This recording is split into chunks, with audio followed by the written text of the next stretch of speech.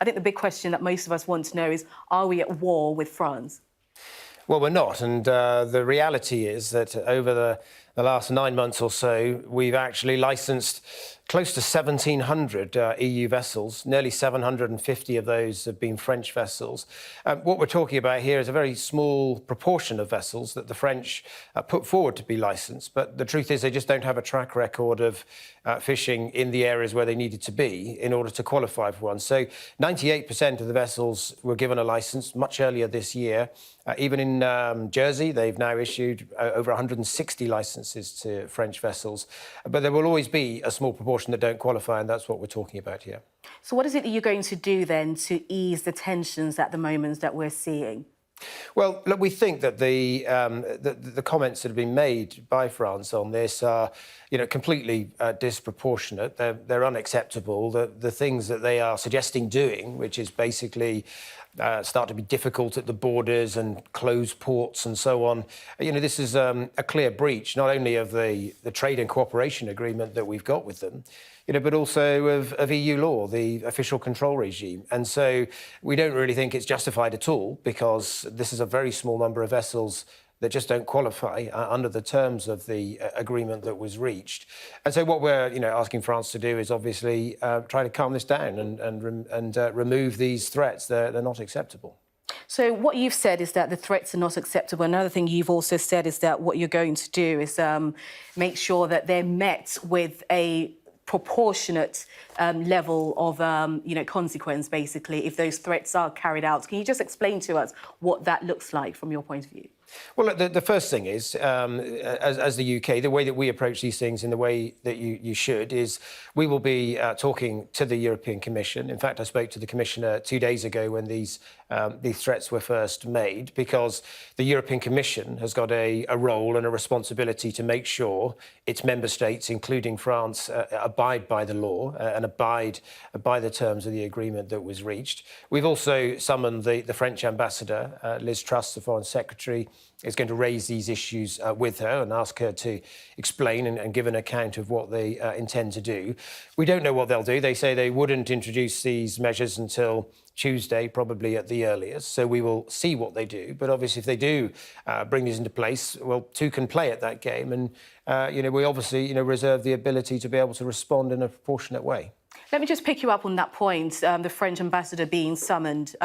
What's happened? He was summoned last night. What's come of it? Well, the normal protocol on this is, I would expect at some point over the next day or so that the ambassador would meet the Foreign Secretary. That is, that is generally what happens. It's also possible that the Prime Minister will have an opportunity to meet President Macron, obviously, because they'll both be getting ready for COP26.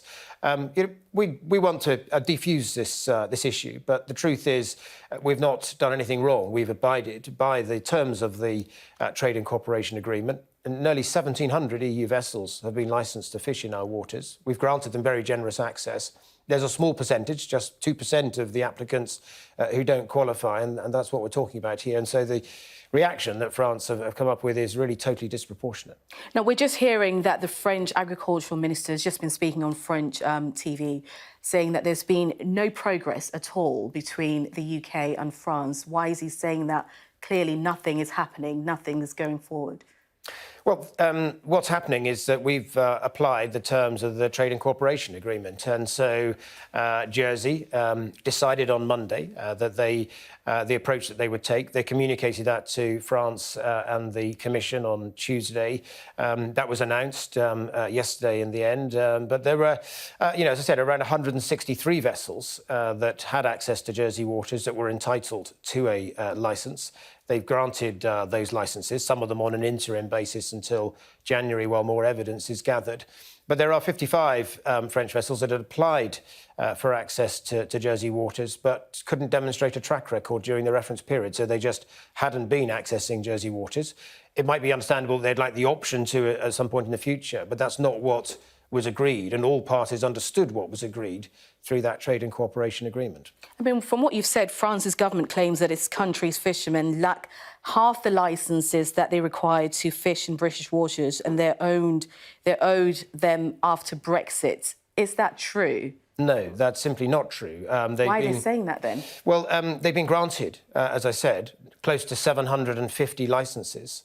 What we're talking about here is around 55 licences in the context of Jersey that haven't been issued and haven't been granted, but that's because they don't qualify. So they're not entitled to those licences. That's why they've not been granted one.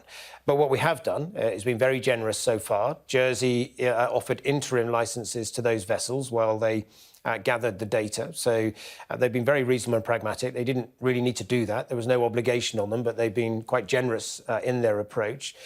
Here in the UK, for access to our inshore waters, we've also worked very closely with the Commission and with the French to try and help them understand the data that they'd need to offer. We've even used data that we have to try to understand better individual applications that have been put forward. So we've been entirely reasonable throughout on this. We've issued licences as soon as we've been able to. And as I said, to around 1,700 EU vessels overall. Let's pick up on that word you said, that reasonable. I think the French, looking at deals like the AUKUS agreement, may think that the UK has been unreasonable. Do you think that tensions from that is playing a part here? Well, look, it shouldn't, because even that agreement, that was about three big allies, the US, the UK and Australia, working together on a, defence and cooperation project focused specifically around the Pacific. So, again, I know the French had some issues with that, but it's really not sensible to say that major allies like the UK and US and Australia shouldn't be able to come to such agreements. How much of this would you say is political grandstand? Because obviously Macron has elections coming up next year. Yeah, well, look, there are elections coming up in France. I've seen suggestions that might be a factor. But, we have to deal with what we're faced with here, which is really France threatening some actions that are completely disproportionate, not acceptable, would be a breach of the agreement that we have with them. And that's why we're going to be raising that with their ambassador and raising it with the Commission. So one of the things that you've obviously talked about how you want to deal with this and the measures that you hope to put in place to deal with this. But what if France doesn't actually take on what you're saying? What then? What happens if relations and tensions completely break down? Well, look, we'll obviously be dealing with the European Commission, and it's important to note that because France is an EU member, so the European Commission represent them on these matters. We'll be dealing with the European Commission on this, pointing out to them and explaining that we've issued now 1,700 licences. That's 98% of all the applicants. Explaining to them and sharing with them the data so that they can understand that remaining 2%. Just didn't qualify under the terms of the agreement. I think the Commission will understand that, and obviously then, it's for the Commission to try to manage, those relations with France and explain that to France. This doesn't bode very well, does it, for Johnson and Macron when they meet at COP26 in just a few days' time? Well, look, in international relations, there are countries that you will sometimes have differences with on individual issues, but I think the whole world will want to be coming together to address the big challenge of climate change. And so there are going to be ministers there from China, from Russia, many other countries around the world who we're seeking to build agreements with. And I think when it comes to climate change, everybody recognises that whatever differences we might have on other aspects of international policy or domestic policy or fishing policy, we all put that to one side in order to address this really big challenge of climate change. OK, let's talk about Insulate Britain, because the High Court order against them is clearly not working. They're still ignoring the injunction and they're stopping people from going about their day-to-day lives and activities. So what is it that you're going to do to stop them from what they're doing? Well, the Home Secretary announced a few weeks ago some plans to strengthen the law in this area so that we can strengthen the penalties and give the police more early intervention powers in cases like this. But at the moment, there is that injunction in place. If they're in breach of that injunction, then they're in contempt of court, and the police do have the ability, therefore, to arrest them and take action. But they're ignoring the injunction. It's not having any effect on them whatsoever. Well, and if people ignore an injunction, then they are at that point in contempt of court. So the injunction is there for a purpose, which is to give the police the ability to make arrests and then move to contempt of court proceedings for those who are in breach of the injunction. Let's talk about go back to COP26 as well. Boris Johnson has said this week that it's touch and go. If it's successful. And do you feel the same? Does this week's budget really help at all?